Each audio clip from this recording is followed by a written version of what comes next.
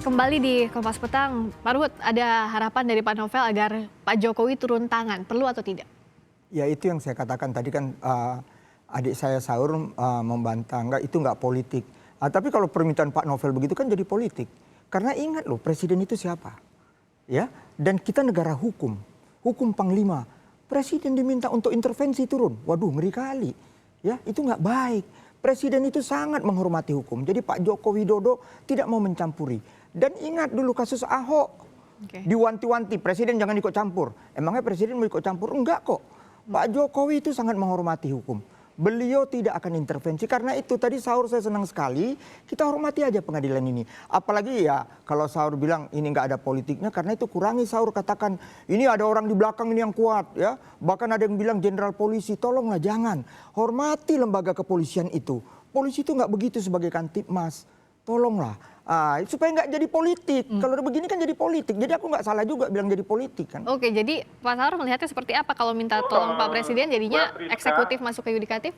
Bang Ruhut yang saya sangat hormati, waktu saudara Idam Aziz dilantik sebagai presiden, ini perintah sebagai Kapolri, ini perintah dari presiden.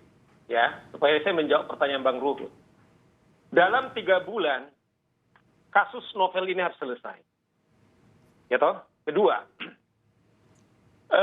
waktu pengobatan KPK itu hampir berhenti karena nggak punya dana. Kemudian presiden menjamin, bahkan disupervisi oleh kedokteran daripada kepresidenan. Kemudian, berangkatkanlah novel. Pokoknya kamu harus dirawat sebaik-baiknya. Dan yang ketiga, Mbak Priska, ini yang tentu kami tidak inginkan orang praktisi hukum supaya presiden misalnya mengintervensi supaya ini dari 1 tahun ke bukan. Dari awal, karena memang kita bilang bahwa dari awal kita minta membentuk tim independen seperti dulu Pak SBY bentuk, karena kami khawatir begini, dan kekhawatiran kami terbukti. Karena ini menyangkut daripada lembaga kepolisian, jangan sampai dibentuk hanya teman-teman kepolisian, ini harus independen bertanggung jawab kepada presiden. Fakta terbukti, bayangkan tidak pernah sejarah seorang terdakwa polisi itu dibela 100% polisi, biasanya itu manggil Bang Ruhut dan kawan-kawan yang saya tahu banyak tuh.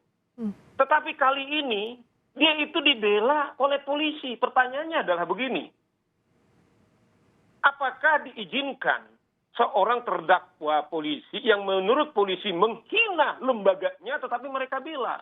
Padahal biasanya karena emang dia menjalankan pekerjaannya. Kenapa tidak terbuka mengatakan bahwa memang itu kami tugaskan mereka atau 2 terdakwa ini melakukan pekerjaannya. Mereka membantah. Nah dasar inilah Bang Ruhut yang saya hormati, supaya presiden coba. Mengapa seperti tadi itu? Kasus ini, karena dulu juga novel diberikan SKP 2, kemudian BW diberikan deponering, kemudian Abraham Samad juga itu dibela oleh Bang Ruhut. Itu adalah wewenang daripada kepolisian. Kami tidak ingin presiden mengintervensi soal teknis runtutnya, tetapi ini sebagai kepala negara sebagai presidensial, karena akhirnya sekarang kan Bapak Presiden kemudian disoroti.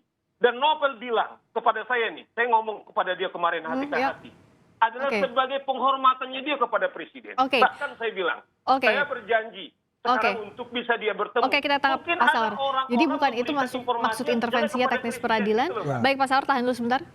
Ya, jadi yang dibilang Pak Saur itu presiden mengingatkan supaya kasus novel diselesaikan. Pak Idam yang sekarang Kapolri kita acung jempol, proses sampailah ke pengadilan. Konteksnya soal proses hukum yang sedang berlangsung saat ini? Sekarang kan sudah berlangsung proses hukum. Ya presiden udah nggak bisa lagi. Yang dikatakan adik saya Saur tadi kan sebelum. Sekarang udah proses hukum, kita hormati. Saur juga tadi awal pembukaan mengatakan kita hormati pengadilan itu. Kita hormati. Meskipun ada ketidakpercayaan dari pihak Pak Novel soal terdakwa yang dihadirkan ke persidangan, soal tuntutan yang disampaikan oleh jaksa penuntut. Ini ceritanya ini masih panjang. Kita tunggu nanti putusan hakim. Nanti Pak Saur nggak puas masih bisa banding. Banding nanti masih bisa kasasi, kasasi masih ada novum, bisa PK lagi.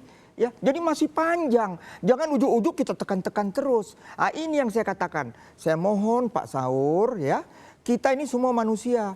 Termasuk jangan kita begini-begini, hakim yang mewakili Tuhan di muka bumi ini nanti sebagai pengambil keputusan, nanti kita ikut rasanin, dia tetap manusia. Oke. Jadi Karena kalau jaksa udah habis kalian bikin itu nggak baik. Jaksa itu sangat profesional melaksanakan tugasnya. Kasihanlah karakter assassination.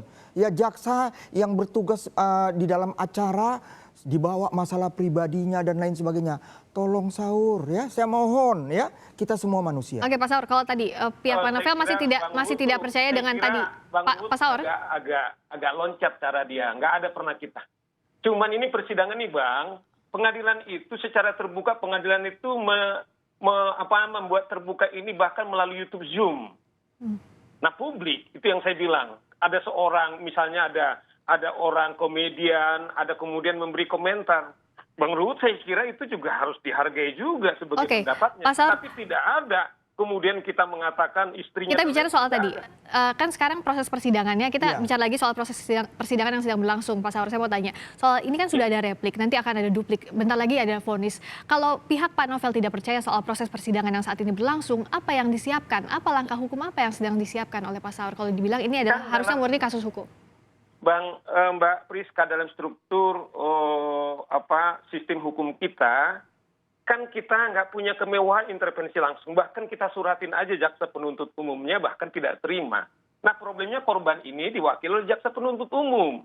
Nah dasar itulah yang kemudian kita ada kesempatan kemudian menginfo fakta-fakta hukumnya, kemudian kita informasikan. Nah sekarang saya tidak tahu, karena ini kan korban ini kan diwakil oleh jaksa penuntut umum. Kita juga dari awal misalnya keberatan soal CCTV supaya diambil juga tidak mau misalnya. Tentu seperti ini bisa aja kemudian kita teriak tidak adil seperti Bang Ruhut, malah kita dituduh intervensi. Nah oleh karena itu saya kira hakim seperti Bang Ruhut tadi, yang memutus perkara ini, dia kan harus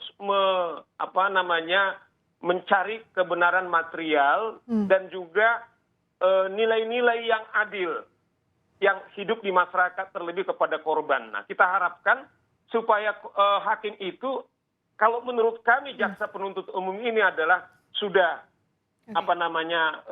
mati bahkan menutupi kebenaran. Jadi Pak Saur berharap bahwa hakim akan memutus ultra petita di atas tuntutan, di atas dari surat dakwaan?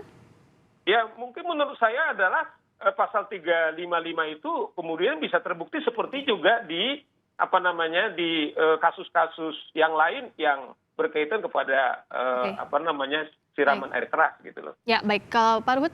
Iya, jadi kita Pak Saur sudah bekerja baik sekali, ya, jaksa sudah bekerja baik sekali. Kita tunggu putusan. Ojo ke susu, kata filosofi Jawa. Jangan kita mendahului. Nanti setelah putusan, kalau memang kita masih ada kurang puas, ya itu yang saya katakan. Tuntutan itu nggak berpengaruh karena nanti yang putusin hakim. Bisa kok, bukan 1 tahun, bisa lebih kok. Ya, jadi sabarlah, ya. Kita sabar. Udah itu nanti ada upaya hukum lain. Banding, yang dinantikan nanti putusan hakim apakah tidak hanya berdasarkan asas kepastian hukum tapi juga ada asas keadilan yang harus diwakili oleh keadilan. hakim. Udahlah hakim kita itu adil. Terima kasih Pak Ruhut, terima kasih Pak Saur atas waktunya di Kompas Petang. Kita bertemu lagi lain waktu.